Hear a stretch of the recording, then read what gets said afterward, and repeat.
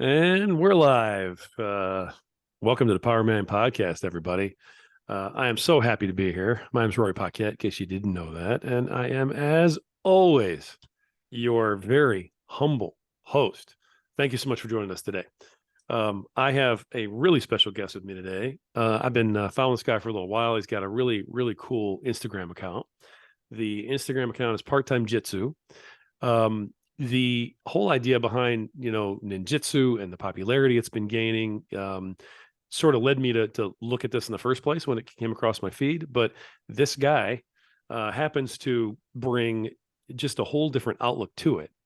His content is awesome. He adds a flair of humor to it, and he just draws you right in. And I'm sitting here and I'm watching his stuff. The next thing I know, I'm going through his whole feed, and I'm like, I got to talk to this guy. So I reached out to him to meet him, and the more I talked to him, I said, I got to have him on the show because you guys really need to hear this. You need to hear about him. You need to hear about what his goal is, what he's doing, and we need to talk more about jujitsu on this particular podcast. So we're working towards that.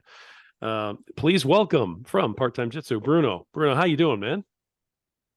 I'm doing great. Thank you so much for having me. Thank you for that wonderful intro, for saying all those nice things. They made me feel great. So appreciate that. No problem. Listen, thanks a lot for joining us. I know we kind of threw this together, and you've been a great sport. You were like, wait a minute, who are you? So it's worked out really, really well. Bruno, we didn't cover this, but just so that you know, the we do put this on, YouTube and Rumble and stuff like that, so people will be able to kind of see us. But Yeah. the main form of what we're doing is the audio, just so you know. And Okay. that's the podcast. That's where everybody's at.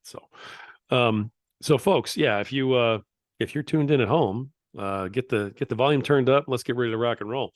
Um, Jiu-jitsu by itself has been sort of on the tip of everybody's tongue. I talked to a few other folks that have been here doing interviews, and they just casually talk about how they do jujitsu. They talk about, the participation in it. I've had some other guys that I know talk about the importance of competing in it and, what it really means to them. Um, what is it about this particular sport, just to kind of get started with you here? What is it about this particular sport that not only makes you, really love it, but makes you want to talk about it on Instagram?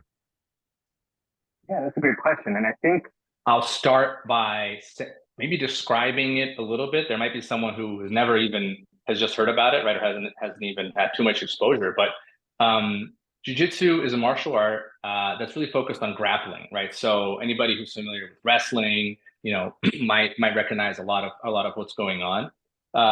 So in Jiu-Jitsu, you're focused on applying pressure on bringing your opponent to the ground, on controlling their joints and controlling their body in a way that leads to submission, right? So it's not about striking, it's not about you know kinetic impact, things like that, kicking. It's really about what can you do to someone that will control them, right, and lead them to submit. So things that there's arm bars, there's leg locks, there's chokes and things like that. And of course, people will be familiar with mixed martial arts, MMA, UFC, all that stuff. So you might have seen a lot of what happens when the competitors go to the ground. Someone's mounting on someone else and trying to get an armbar, get a triangle choke or something. That's the world of jujitsu, right? So with that, I mean, your question was what draws me to it, or what brings like, and I guess the wonderful thing and the different thing about jiu-jitsu is that you can pretty much get a very high adrenaline, very high energy fighting experience in a controlled, low injury setting, right? I think there's many things about it, but that's the one thing that I think really differentiates it from all kinds of other martial arts, all of which are great. But this is what I think a lot of people are getting from it, right? And to explain that, I mean, maybe I'll tell a story a little bit, right? How did I get into jiu-jitsu? I was sort of hearing about it.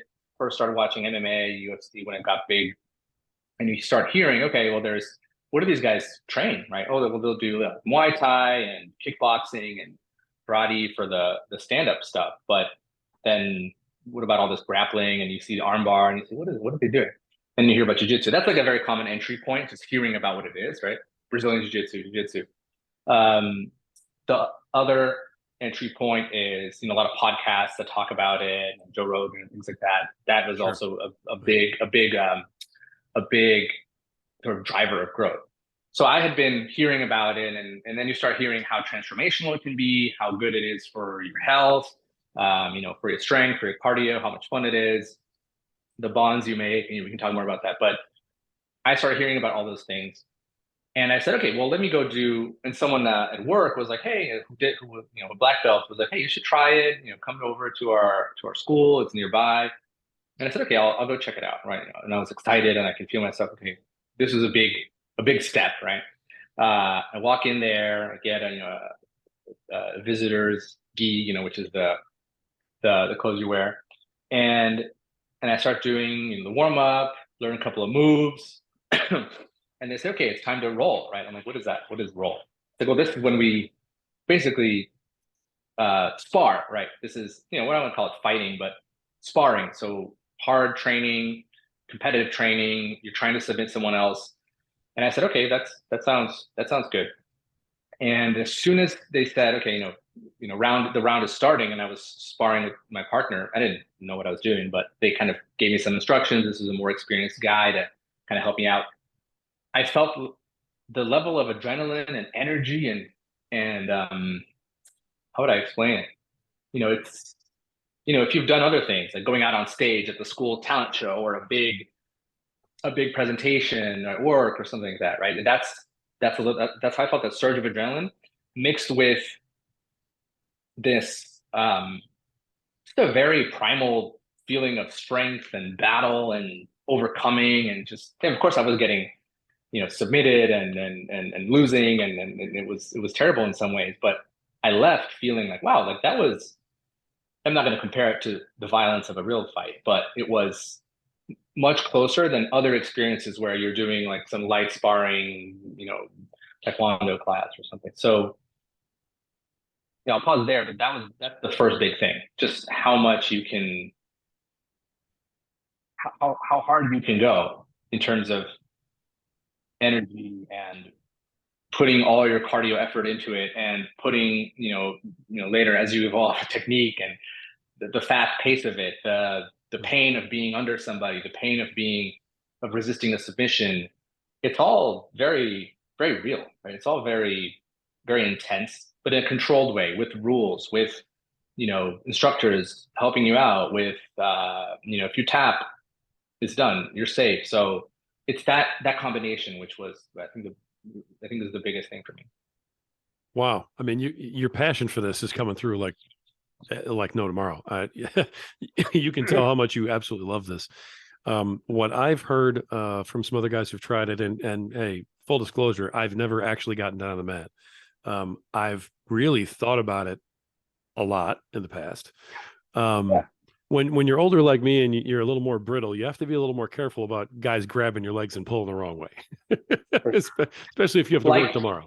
I always say, you can get injured, right? I'm not one of the people. Some people will go out and be like, it's for everyone. Everyone's going to do it, and it's super safe. I mean, it is, but and like I don't want to make it seem like it isn't. It is very safe, but you know, you can get injured.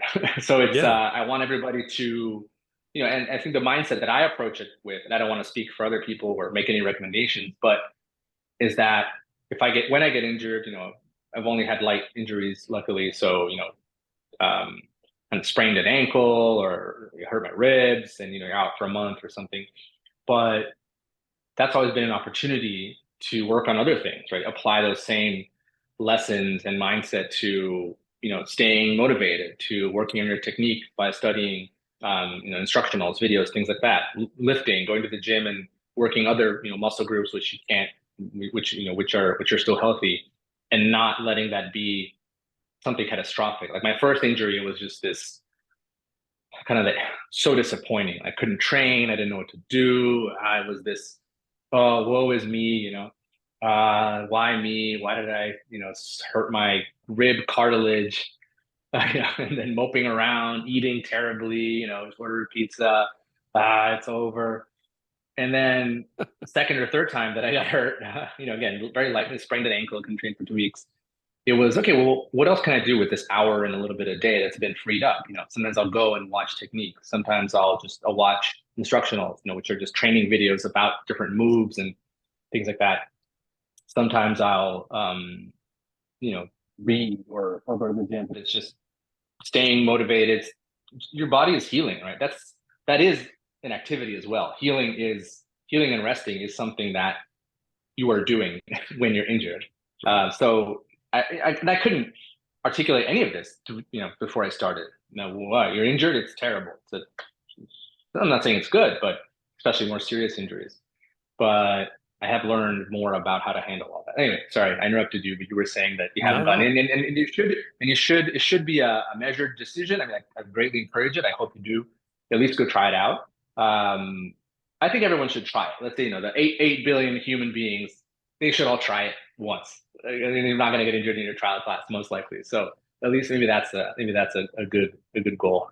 That's a good way to go. Okay. Yeah. Like I said, one of the things that I've heard is what you have been talking about, and that is that it's about as close to being in a real physical conflict as you're going to get Yeah. without being in a real physical conflict. And that's one of the things that some other guys promote really hard is, hey, prepare yourself for being in a physical conflict.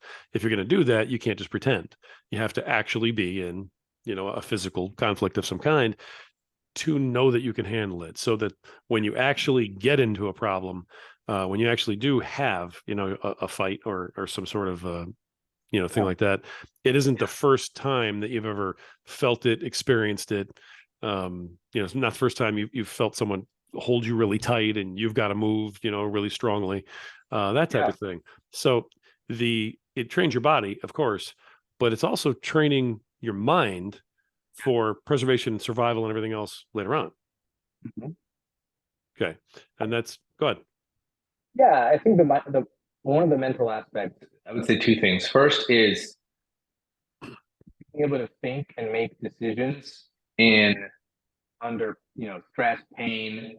Um, when someone's entire weight is on you, like a trained person, that's not just flopping onto you like the weight of an untrained person can be heavy, but the weight of someone who is really applying that weight to like your chest, with their knee, it's incredible like how you can move your center of gravity and kind of the change when someone says, okay, I'm gonna stop pressuring. They kind of, you feel like 100 pounds coming off your chest, and when they apply, and it's just positioning, right, and just grips and stuff like that. But making decisions, you have to make decisions down there that are technical decisions. It's not, you're not um floundering and pushing and doing whatever. You're thinking like, okay, how am I going to get out of this position, this knee on belly position, which is pretty self-descriptive, but am I going to try to hip escape, push his knee this way so I can reposition my guard? Am I actually going to try and go the other way, maybe expose my back, but that can lead me to a turtle position, which I can then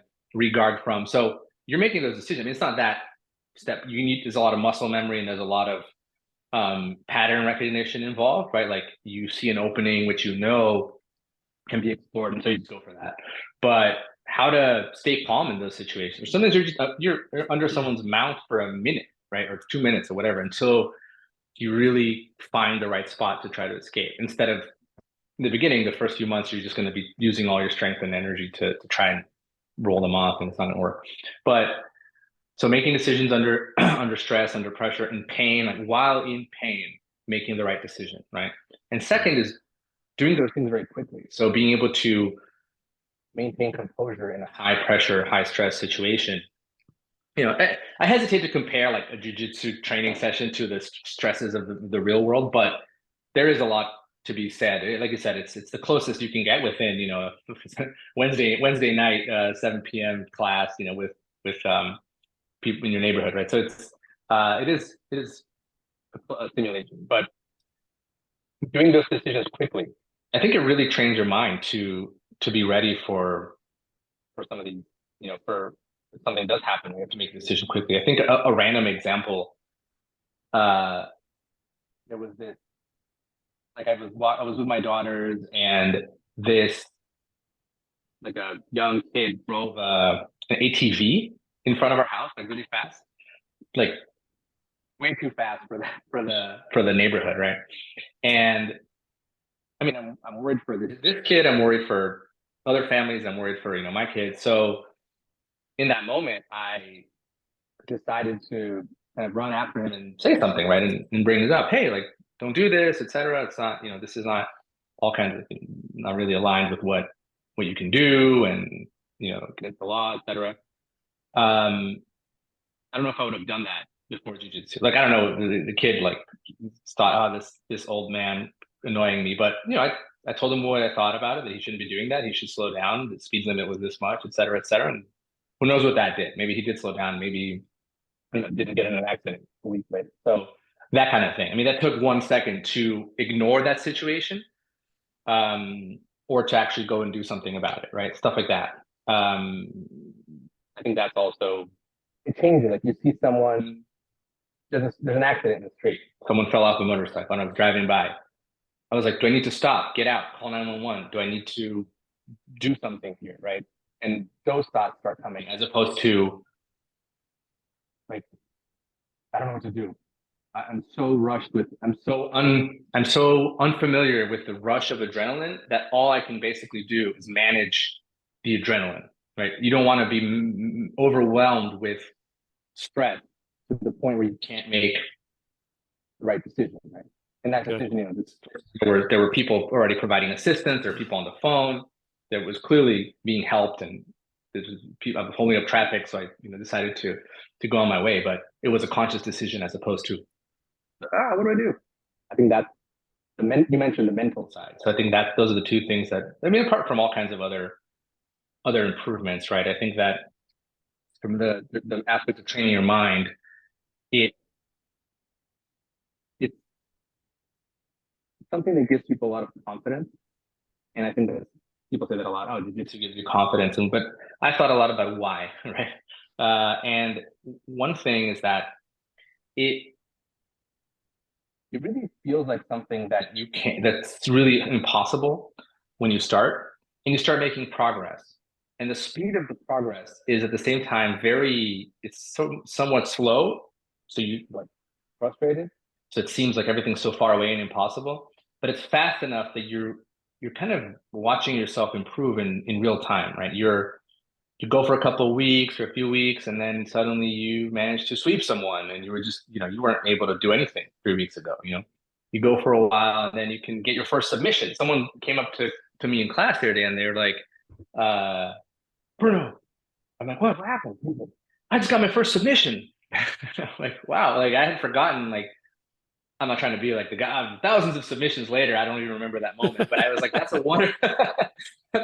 I've certainly been submitted more 10x more than I had submitted people. But that's a wonderful moment, right? Your first time you submit someone taps. Like, Right. if you've never done anything like that, right? It's magical. So, and then you're hooked, right? Like, wow, I need to keep learning more and more and more. And then you think, well, if I can do that, uh, and I thought I couldn't do it, and then I can do it, then what else can I do? Right? That's the question that sort of comes up. And so you see people improving their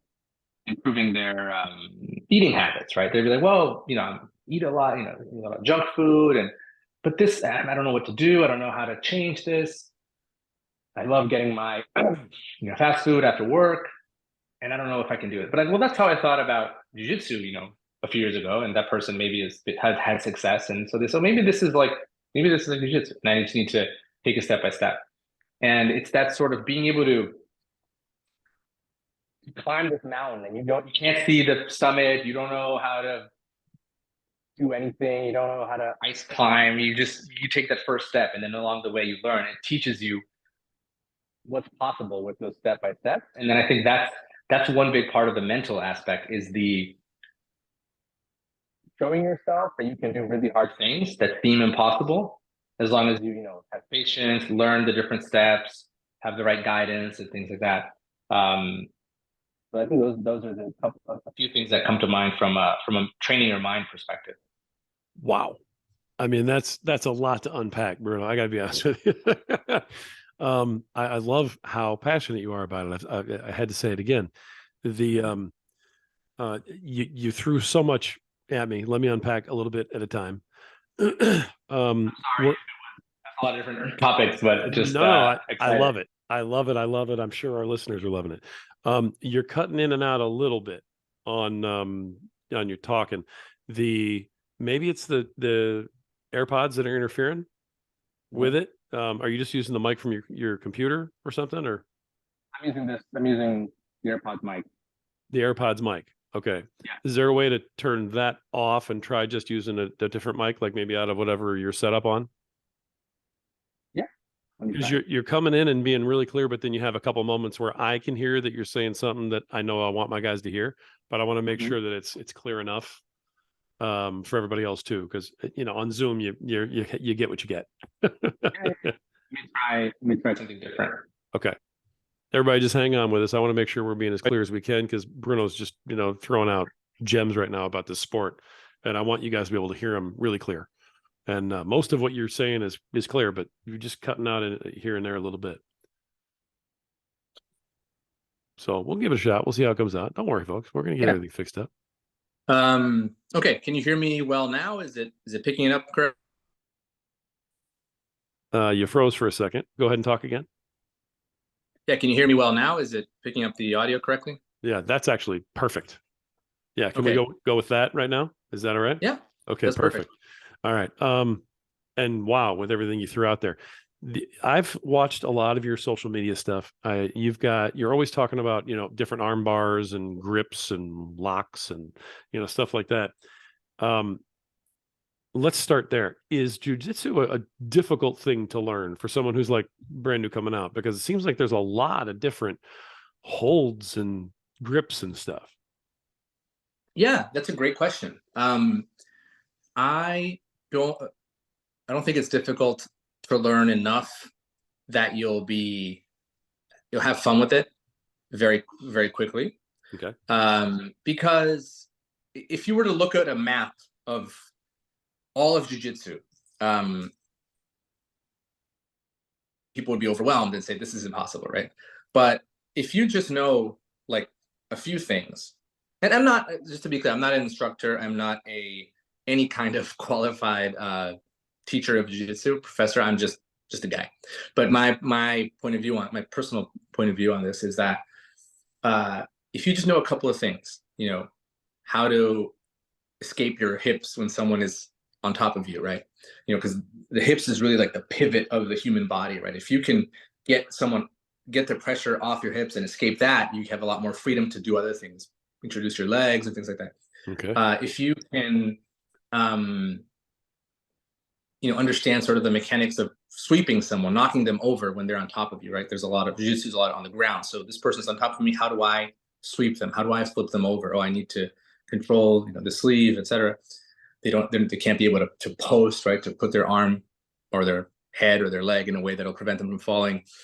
And then if you know a couple of ways of submitting them, it's enough to get to every class and have an objective, have a plan, right? So I would say the first few days, the first are like, yeah, what's going on, right? You're talking about a lot of holds, a lot of submissions. There's a little bit of that in the beginning, but soon enough you have the basics enough to um, have fun So and there's a look little forward to. little bit of a ramp up period in order to like learn the few things you need to learn in order to function when you're on the mat. Yeah, Okay. yeah. And I would say though that there's like some percentage of people will already just have a lot of fun just getting submitted and losing. That was my case. I mean, I was just so happy to be there and to be in this controlled fight with someone. You bump fists, you do this thing. It's like, okay, go, and you do like, slap your hand like this, and you bump fists, and then I mean, you can do whatever you want, but that's what people typically do, and then you're ready to go. And that moment, I would get, you know, someone would get a takedown, they would mount me, they would submit me, but I'm in the game. I'm doing jiu-jitsu. I'm rolling. Like this is incredible. And some percentage of people will just have that experience, so that in some ways even knowing nothing, it's already interesting, fun, and it's sort of, win-win. You're either losing and having fun, or you're winning and you're having even more fun, or seeing your progress. For other people, maybe it's more frustrating to know nothing and be in that position of just knowing so little. But like I said, I wouldn't see it as this. You cannot know an entire set of submissions and still be very effective, right? Even just to get into the weeds a little bit, in some rule sets, you're not allowed to do some submissions, right? And depends on the rule set, but in the most common one, um, if you're not a certain belt, you wouldn't do a certain submission, just because at that level it just doesn't get studied as much. So you don't know how to defend it. So if someone does it on you, if you don't know anything about how to defend that submission, you might get hurt. So there's things like that, like, um, how can I explain this in a simple way, right? You can, you know, every I'm trying to say something that is not wrong for any black belts out there who are going to write and say, you brought this guy on who doesn't know anything, and he's saying all these things. Trying to caveat it and say, hey, this is just my personal opinion. Please go out and research on your own before you You're do anything. fine. You're fine, man. You're So an enthusiast, okay? And I yeah, love your passion for it. And we haven't even started talking about your social media and what you do there. But I mean, exactly. that's one of the reasons why I wanted to have you on. Is I mean, I've only had to say like three things, man, because you were just like this ball of fire about this sport, and I love it. I mean, I want to go do it just by Yeah, listening to you. So don't worry about what yeah, you're saying. Just talk. Go, man. Just talk. yeah. Do it. Tell No, me no, about I'm, jujitsu. I'm excited. I'm excited. I'm excited. So just going into this, the different submissions and stuff, and why Yeah. some of them can't do some, and depending on the belt. The thing is, like, um, it's about the level of pain versus the level of damage something's going to do. So if something hurts a lot, but you have time to know that it's hurting and you can tap, it's less dangerous. So it's kind of ironic that if Hmm. something hurts a lot, it's sometimes less dangerous. So like an arm bar, if you do an arm bar on me, which is if you control my arm and you apply pressure here on my elbow upwards, that's going to hurt, right? Imagine it gets I trapped that way, imagine. right? Yeah. Looks like it Yeah, would. like this up, right? This is my elbow down. So Hmm. up, that's going to hurt. It's going to hurt quickly. It's going to hurt a lot, and then I'll be able to tap immediately, and then you're going to stop, and we're going to be safe. And I'm going to, oh, I lost. Oh man, next, going to get you next time. If something doesn't hurt that much, but can really damage me, then I just need to know it's dangerous from a technical perspective. My body will not tell me how dangerous that is before I hurt myself. So there's, a submission that gets talked a lot about, which is a heel hook, which is it's on the foot. But if you imagine this is my foot, someone's like twisting it sideways. Ugh. They're very simple. It's more complicated than that. And so that's twisting ligaments, and that's actually tends to damage ligaments on your knee, right? Because it's twisting the ligament that goes all the way up to your knee, and it can damage all kinds of stuff. And I'm not saying it's not painful, but you're rolling, you're got that adrenaline going. Someone applies a heel hook, you're saying, maybe I can hold out, and then before you feel too much pain, you might tear a ligament. And so Hmm. to be able to properly defend that, you need to know, okay, that's a heel hook. Oh, I should defend it in this way, A, B, C, D. If they get this pressure or this angle, I will tap because it's too dangerous. I mean, it's not worth the risk, right? But that only comes from training that and from learning it. So, for example, heel hooks are, you can't do them under a certain rule set or belt and things like that. So my point is, I went into this topic because you mentioned there's all these different arm bars, chokes, locks, Right. Yeah. etc. Right. It's very complicated. You don't have to know um, a ton. You don't have to know any of that. You don't have to know a big part. You don't need a bunch of it in the beginning. You need like a little bit to be able to, for a long time, my one submission was what it's called an Americana or a key lock. It's when you have someone's arm like this and you twist it backwards and then you submit them like that. And people do it from mount a lot. You mount on top of someone, you get like a kind of a cross grip like this, and then you can apply that. And I only knew that one. So every match I had to start the roll, sweep the person or take them down, pass the guard, which we can talk about in a second, mount them to apply the one submission that I knew. So this is difficult. In many roles, I didn't submit anybody, but it's things like that. That was enough to be effective because at least I had a plan, right? And the second thing that is also, that's really, I mean, there's a million things, but that's important is there's a lot of positional, like, how would I say this? It's very important to gain a dominant position in jiu-jitsu. And a lot of what you're learning early on is about that. So it's not just about the submissions. It's, mounting someone is already a big part of your objective or your victory, because your entire weight is on top of someone and they can't use their legs, they can't use their strongest muscles to get you off. So from there, you can hold them down many times. It's really hard to escape. So, I mean, let's say it is a self-defense situation. Sometimes you need to wait for, law enforcement to come, or you need to control.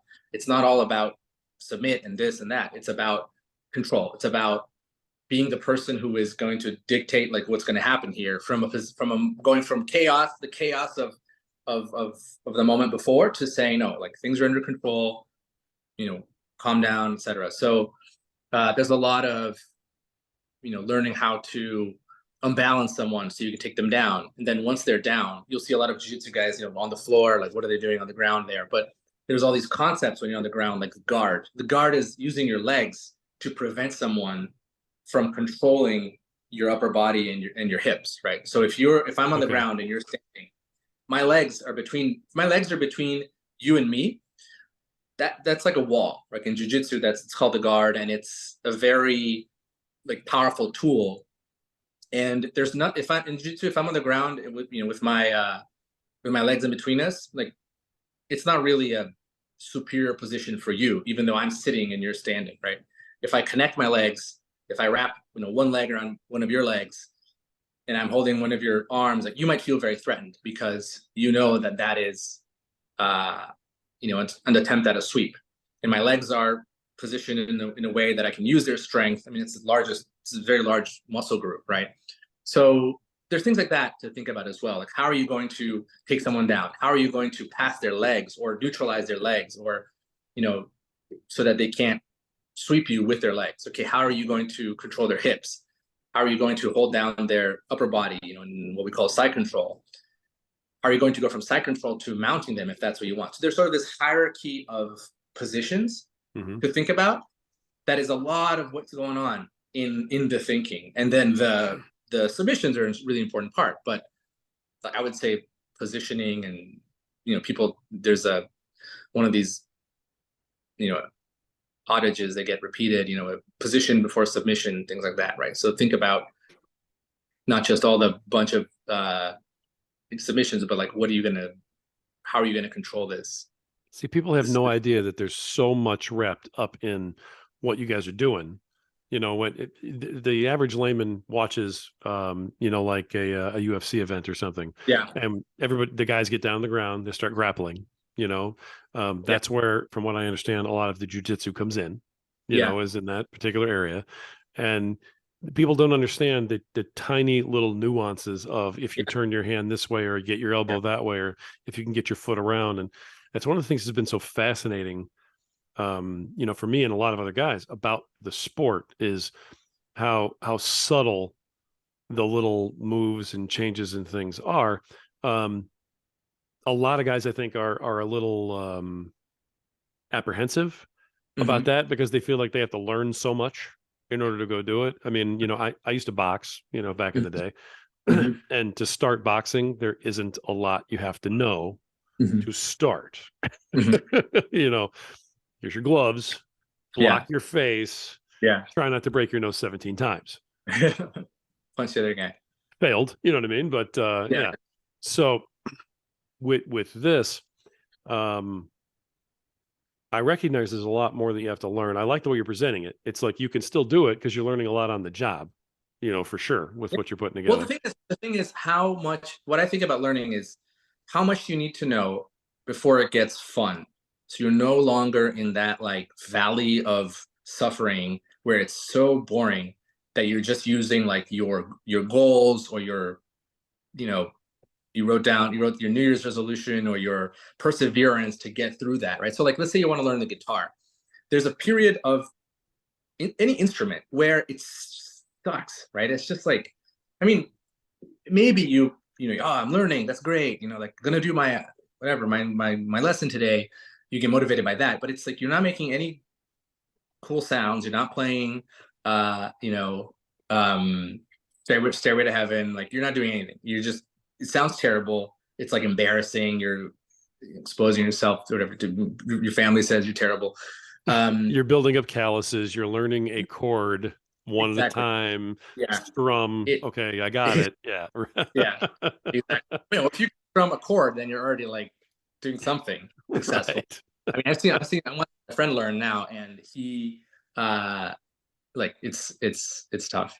And so I don't think jujitsu is like that, because like I said, you can learn very little. You might just enjoy it from day zero, where day one we just love every, like what happened to me, just that environment. Just, yeah, I got submitted 12 times. Like, yep, awesome. Like that's a story that I'm happy to tell. You know, go to work with like a black eye or whatever, like and that's, you know, not that common, but I was proud of that. And like, oh yeah, like look, yeah, jiu-jitsu, yeah, I got hurt. I'm hardcore. So there's this sort of, maybe you love that part, but once you know a little bit, you'll start having a lot of fun with it. And then I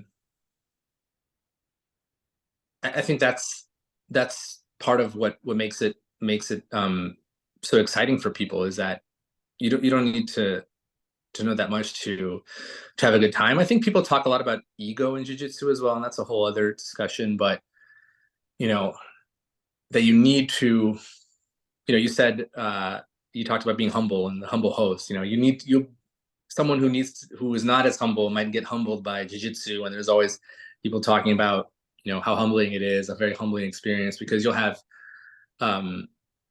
you know, people who are very strong come in, or people who do other martial arts, or people who work out a lot, and many times they're surprised at just how much, you know, technique is overcoming their strength, right? And they get submitted, and just tapping to someone is this, if you have a very big ego, or which is like a natural part of being human, right? We talk Sure. about people's ego. Right. We're born, and we have a sense of self, and we have this, we don't want to get to embarrass ourselves. We don't want to get hurt. And like, as much as we're all working on like reducing our egos and being more humble, like we also need to give ourselves a break a little bit, because no one asks to have an ego, right? You sort of have it. And then some people have a bigger one, some people have a smaller one, but you know, whoever's working on that, you know, it's okay to feel, oh, I was embarrassed. Oh, I'm so mad, whatever. It's just part of being human. And of course, let's work on it. But people talk about ego in jiu-jitsu a lot, just because you'll see people get frustrated. And then tapping is this sort of like, it's just a mission, right? How much less powerful can you feel, right?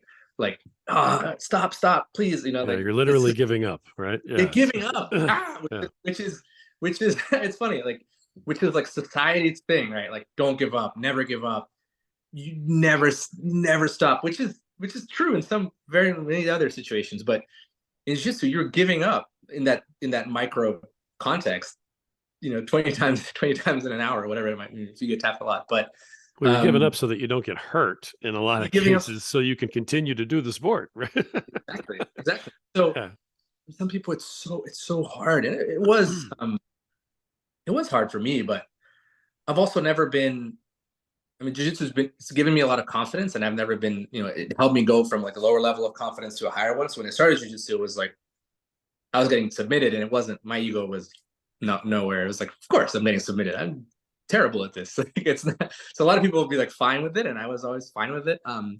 Nowadays it's more of a problem, because I have more experience, and you know, someone's less experienced comes and submits me, and then it's just this surge of oh, how could that happen, you know? And like everyone is looking like, oh, like, not you, you know, whatever. And then I think professor is going to come tell me that I got submitted by this person, and when you take a step back, that's all part of the lessons that you learn. He's like, yeah, someone that's less experienced might submit you, might might catch you in something. They're studying, they're working hard. You know, That's part of it. that's part of it. And then you need Okay. to, like, I like to think about, it's not like get submitted and then be fine with it. Like, you got to be a little angry, right? But it's sort of frustrated, but it's sort of like go down and then back up, right? It's like how maybe you do need to hit like a little bit of a bottom and then come back. Like, how fast do you come back up? I think in life it's similar. Like, it's not about being immune to negative feelings, right? Like, it's about experiencing them and feeling them fully, but not exaggerating, and then coming back as fast as you can in a way that you fully experience that negative, that disappointment or whatever. If you have a disappointment at work, you know, someone doesn't get a promotion, you're supposed to just ignore it. Let's say you're reading a lot of stoicism, stoic philosophy, and you want to be very they're studying equanimity, and you don't want to have any ups and downs and stuff like that, and you don't get the promotion. Well, it's fine, no worries, I'm a stoic, I don't care, I just live my life. I'm butchering stoicism, but shouldn't you feel bad? You got to feel bad about that. Like, but then the thing is, like, how do you react to that feeling, right? You go down, oh, I'm disappointed, I thought I was going to get it. You share that with your friends, with your family, you go to jujitsu, get it out, like punch your boxing, write in your journal. Like, you have to feel these things. You have to feel stuff. But then it doesn't mean get angry at people, like push something over, damage stuff. It's about feeling, but then how long do you need to feel that for? Is it a day? Is it a month? Is it a week? I don't know. The minimum time where you've processed this emotion healthily enough, and then you can move on to, okay, what am I going to do about it? Am I going to work and talk to my boss, try work harder on the promotion? What can I do about this? Why didn't I get it? What is the feedback? Like, is it something that I can accept? Wait, they were actually right in not promoting because I wasn't ready. Things like that.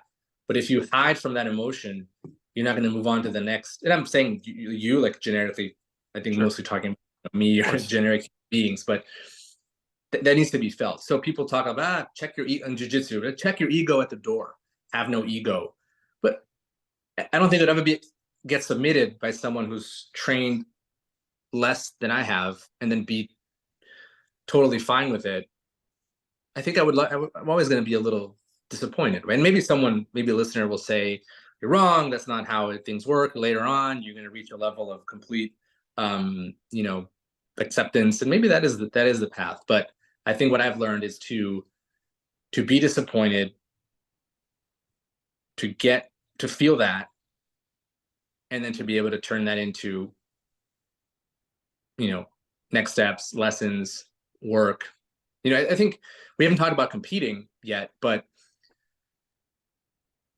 competition in jiu-jitsu is another thing which is life-changing. And the saying that I made up, I think I made it up, I don't know, I should Google it, but it's like, competition did for my jiu-jitsu what jiu-jitsu did for my life.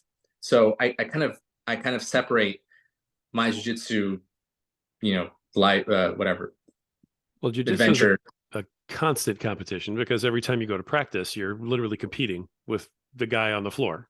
You are, yeah. But then you have a whole world of competitive jiu-jitsu where I think there's a lot going on there that people should also take a look at, because anyone can compete, right? So it's not like, and this is a really important thing to me, so I'm going to try to explain it well. Okay. In jiu-jitsu and a few other sports, but in jiu-jitsu, it's like there are very well structured competitions with brackets, with websites, with medals and podiums, and little audiences, like everywhere, right? So wherever you live, you can Google like local jiu-jitsu competition, and you can find a bunch of them. I mean, none of them are world championships, but that's part one, right? Part two is that I think our brains don't really know the difference between winning the world championship and like your local jiu-jitsu neighborhood competition as much as we think, right? So maybe this is controversial. Yeah, maybe this is controversial. I don't know. I don't want to take away from the world champions, and I'm saying you guys are just as successful as the local neighborhood champs. But when I talking about the effect on your brain, though, like as a man competing, what's happening within you? Exactly. Exactly. Yeah. And all kinds of stuff before, during, after. So for me, it was like this.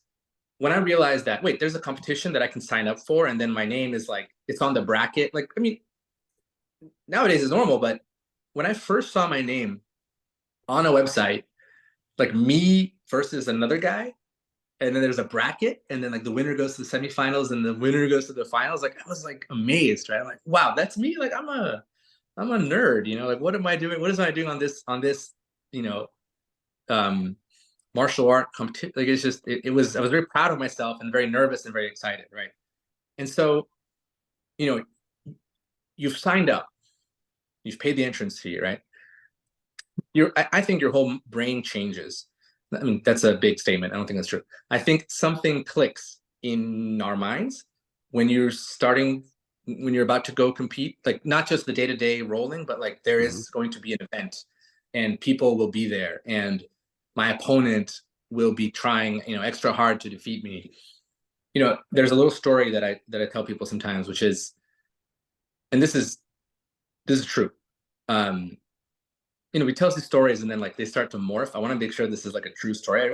I think it is. Okay.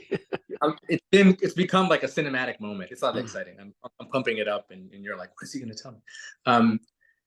I was looking at my fridge, and I was looking, oh, should I get a snack? I don't know. I'm kind of hungry. I had already had dinner, and one of my things I had to do that night or event soon was sign up for the competition. You know, commit myself to competing. It was like my third or fourth competition. Pay the fee, etc. Like decide, okay, I'm going to compete. Okay. And I open the fridge, and I see ice cream, or there's a freezer or something, and I see an ice cream thing, like my favorite ice cream. I'm like, oh man, that's amazing. Now I'm gonna eat ice cream tonight. I don't care, whatever. And then I reach for the ice cream, and I either get distracted or in my mind I'm like, dude, like sign up, go sign up already before you forget. Or someone called me or I got a message. You know, something like kind of distracted me from grabbing the ice cream, but I was fully intending to eat it. And I said, okay, I'll do that later. Let me go sign up for this thing. Something brought me away, and then I signed up, paid the entrance fee. I was like, okay, I'm going to compete a month from now. Ooh, I'm excited. I went back to the fridge. I had absolutely no interest in getting the ice cream. Like I was observing my mind, my own mind, having shifted from making excuses to eat that ice cream on like a Tuesday night or whatever. There's nothing against like eating ice cream once in a while. It's great. I love ice cream, but it's like, it wasn't the right thing to do at that moment. I was trying to eat well. That wasn't like a weekend. It wasn't like a moment to just, you know, kick back and have some ice cream. It was like, I was going to kind of break a little bit of a healthy eating kick. And And that wasn't going to serve you for the competition you just signed up. It was crazy. Like it had changed.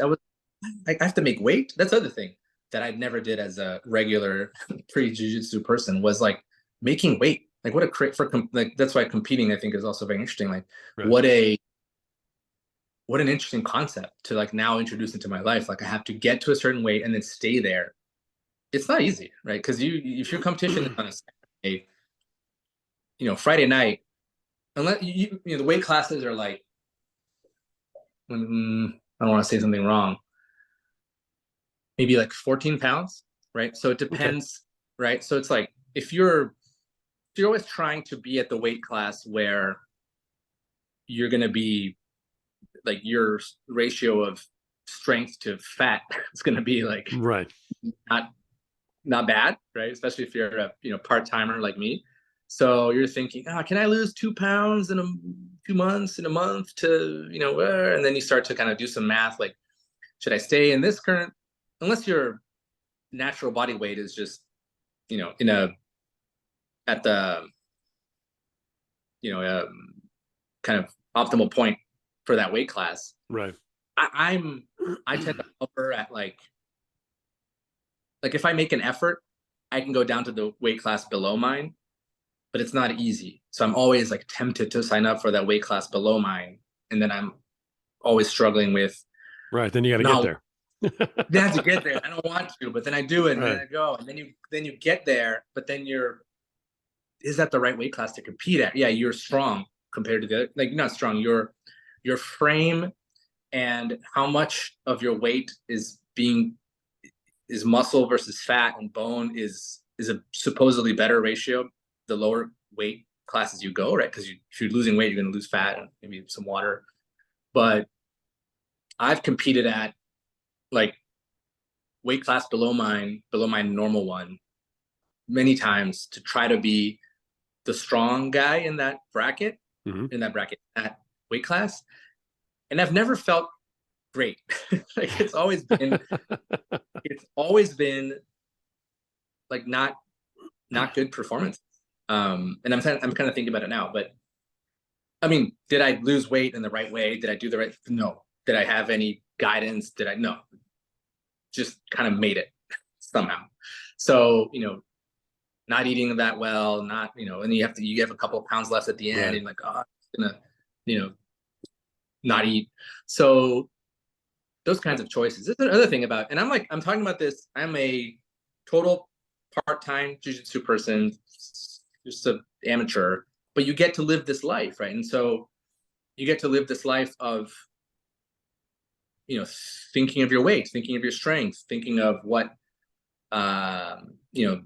the courage to sign up for something and put yourself out there. Other thing I'll say about competing in jiu-jitsu, even as a amateur part-time person who's just who's whatever it might be, the adrenaline of stepping on the mat in the competition is intense. Like more, that's why I say like jiu-jitsu did for competition did for my life. It's this, you enter the world of jiu-jitsu and everything is new. I'm pushing myself. This is so great, so proud of myself for training jiu-jitsu. Then if you do choose to compete, it's sort of that all over again. It's like I'm competing, and because then you walk there, and then there's a ref, there's a screen with your name on it many times. Like I'm saying, I never imagined myself to be in these situations, right? Like where there's a ref deciding if I'm, in anything that I'm. It's incredible, right? Well, let me go ahead. No, that was it. It's just like the journey has more things even beyond just the day-to-day jiu-jitsu, right? Which is competing, and then at what level, and so it's very, very important for men in general to find an outlet like that. And you're describing absolutely perfectly the rush, the adrenaline, the mental, the emotional, the physical, the physiological change in you, just by competing and putting yourself out there. Totally understand why you do what you do in that way. If I can bring this back around a little bit, you've got a really unique social media, campaign that you put together. Your Instagram account is entertaining, as well as informative, you know what I mean? Mm-hmm. But you put a lot into it, you know what I mean? From talking about the different holds, different grips, and the different things, and very educational type of stuff, to like, doing this, Bane character and talking about how you make your voice for it, and, imitating one of the Gracies, the Gracie family, who are like royalty to jujitsu, and I'm watching all this, and you put so much time and effort into that. Okay. What is it that Bruno is trying to accomplish? What's your end result? What's your goal in wanting to raise this sort of awareness? Because I mean, clearly you're passionate about it. I mean, I bet you and I can sit here and talk about this for the next 3 or 4 hours. You know what I mean? Yeah, definitely. And I probably have to say 2 words and you just keep on going because, dude, I can see how much you love this. But what makes somebody put that kind of time and effort into, a social media campaign in particular, to raise the awareness, to raise the knowledge level, to raise the interest of the average stranger who's going to come across your account, like I did, and say, all right, what part-time jitsu, what is it your hope that I'm going to go do when I find you on social media? Yeah, that's a good question. So there's a few different answers. So what I want to do is get people who might think that jiu-jitsu is not for them to give it a chance, right? And doing that from a different angle, right? From an angle of lightheartedness, humor, not taking ourselves too seriously, from like a positive side too, of it being something that is really focused on self-improvement and making your life better and supporting each other. Right? We even haven't talked about the friendships that we make in jujitsu. Like it's something that, you're, you sparring with people, rolling with people, and that intensity creates very strong bonds, right? Like connections and Yeah, community and stuff. community, the Right. shared community of being two practitioners who can talk about something that's, complex and painful and although dangerous, like it brings people together, right? So you have shared um a shared connection with millions of people that I think people don't even think about that sometimes when they start jujitsu, but they look back after a couple of months or years and they're like, wow, I've made a lot of friends and I've met a lot of people at the gym, online, um, that's enriched my life, right? So it's been life changing for me. I mean, imagine this is something that I think about all the time nowadays. What was I thinking about before? I don't even know. Other stuff. So it's definitely changed my mind because if I think about it all day, I don't know what I was thinking about before. But it's made me healthier, happier, more confident, um, you know, stronger. I feel the best physically that I've ever felt, right? And I'm 36. So you know, it's an age where, if you're a former athlete, like student athlete, they're 36, the late 30s is an age of, I don't think it has to be. I'm not pushing this out there. Like it's just an age of stereotypically of decline, right? Like, Sure. my late 30s, 40, yeah, people who are 45 are probably saying, yeah, 36 is like this is the last year. It's the last year of greatness, kid. You're out of your league. You don't know what's coming. But I truly, you know, with jujitsu, like it was just like strengthening your core. Like I don't know any core strength, like your abdominal muscles and stuff. Right. So important for health and for just mobility and for not getting hurt in your day-to-day life as we age. And like it's such a, for example, one of their many things, it's a strong core workout because you're always, um that whole guard thing with your legs that we talked about. That's like Yeah. the abs, working your abs all day long. But it's something that's helping me age as in a stronger and more healthy way. So it just has all of these benefits, but it tends to be intimidating, right? Because it's fighting, it's pain, it's breaking arms and legs, and once you're in there, there's so much positivity, there's so much connection, camaraderie. I don't. I'll go. It's weird. I'll go weeks, months without thinking about it as a arm break. It's how did you get the arm bar? How did you what grip is that? Why did you do this? Oh, I didn't feel it. It becomes this just a technical discussion. No one's trying to break my arm. I'm gonna tap. You can tell, by the way, tap verbally too. So you can say tap. So even if it's too fast to go like this, people will be like, oh, what are my hands are tap. No, you can just say, and I will say, if you scream in competition, that is a tap. So if you go, the ref will end the fight, you lose. That's it. So never be afraid to scream during in your competition or in your day-to-day training. I don't, So it's you're not the literally most, doing this. You're literally doing this because you just love it so much. yeah, yeah. And I mean, so right. that's the thing. The first thing is I want more people to have this experience, at least try it out. And most people get introduced to it as like MMA, UFC, fighter, self-defense. So those people are probably getting what they need from the jujitsu content that's out there. Like Mhm. you learn to defend yourself. You'll be again, it's part of MMA. Okay, that's good. But the people who might think that it's something that is not for them, I was always just a nerdy kid, right? Like things like that. People who are considering or had heard of it or had never heard of it, and they just land on the page and they see a funny thing and they think, hey, what is this guy talking about? I would love to do that. I would love to think of other ways to help grow jujitsu and get it to a more, you know, like mass appeal situation where it's very well known and people do it. Because I think once you're in this jujitsu world, and even in the, like, you've heard about it, right? Because you're in the sort of related topics like confidence Right. and things like that, right? Leadership. But then in the broader world of 8 billion people, still like so not talked about, right? So it's, I would love to make an impact on that part of it, and just help more people bring. And I just love talking about it, love talking to people about it. There's a little bit of like doing something that I'm aligned with. So I think that we all have a purpose, and we all have a like a natural thing that we're supposed to be doing, and finding that is really hard.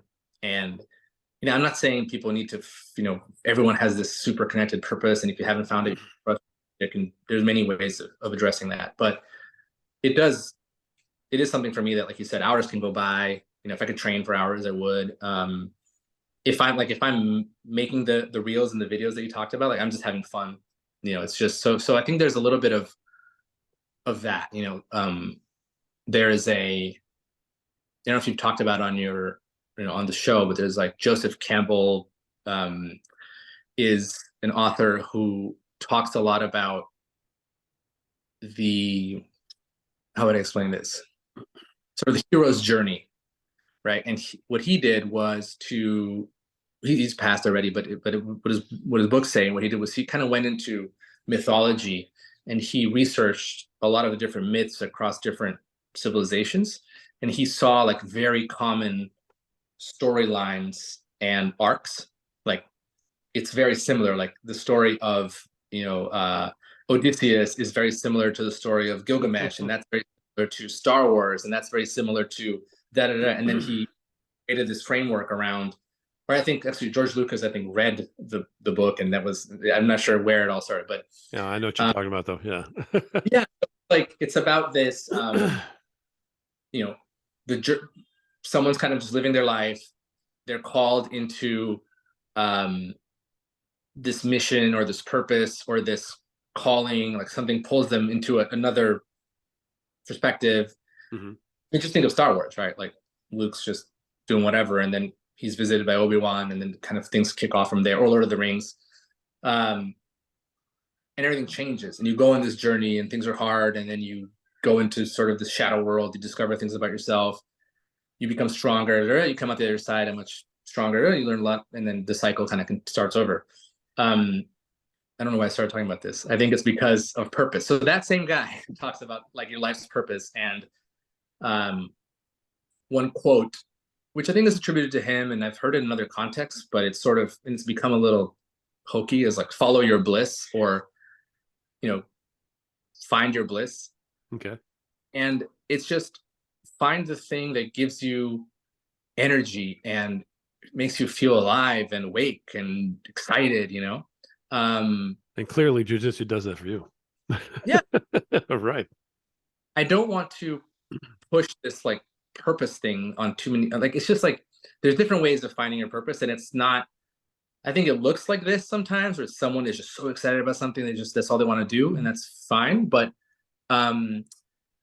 it can be more quiet things. It can be a day-to-day life. It can be family. It can be faith. It can be community. Like, it's just, I think it's a lot of, it's usually tends to be connected to who we are, or the struggles that each one of us have had, right? Like, we're very well suited to sort of help ourselves in the past, like whatever struggles we've been in. Sometimes you'll meet someone who is going through that, and you'll say, hey, I've gone through that. This is how I overcame it. And they'll say, wow, that's very helpful. Those are sort of the signs of purpose, because that tends to motivate us. That tends to excite us. So I like asking myself, like, what are the challenges that I've been through that others are going through that I can help them with?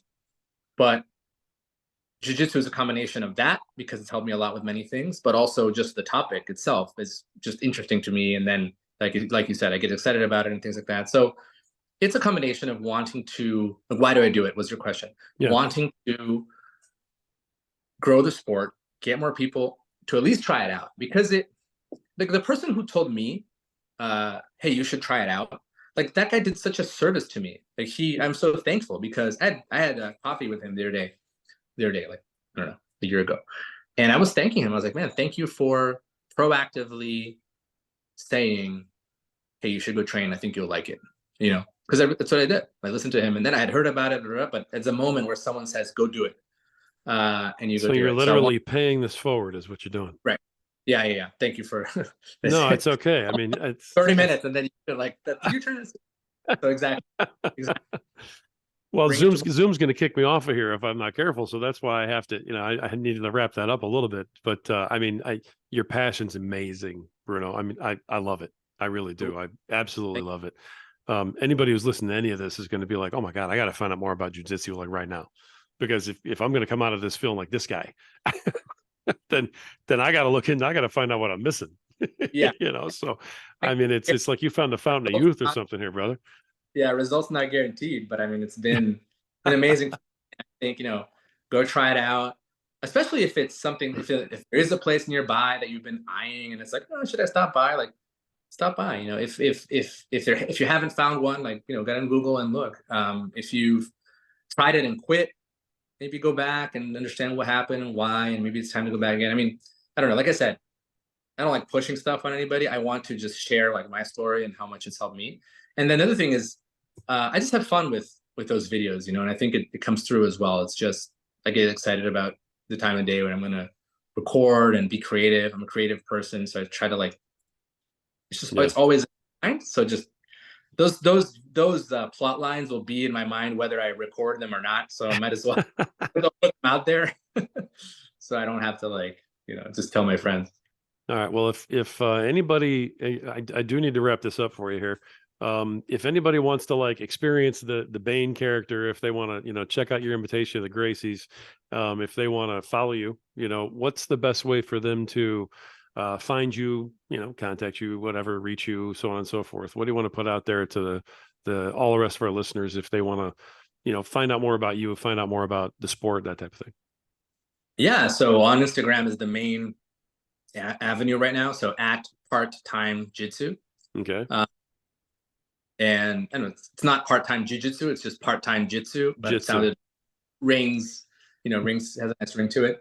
And yeah, send me a message. I'm on there. Probably way more often than is healthy. So super happy to talk about jiu-jitsu or anything, and always thinking about what the next what the next post is going to be. And I've met a bunch of wonderful people through this, answered random questions, and people randomly write me with just a paragraph on like what they're struggling with, and then I'll just reply and we'll start talking.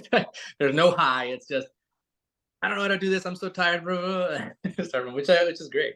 So, no, it is great, man. Like I said, your passion just boils over, and I think a lot of people are going to be really attracted to that. They're going to want to follow you. They're going to want to hear more, and I think you're doing a great service to the people by introducing them to something like jiu-jitsu. And I think you're also really helping the sport with what you're doing, because there's a lot of folks who are going to cut right through it, and you're going to attract them to that is what's going to happen. So I applaud you for what you're doing, man. I really do. It's very, very cool.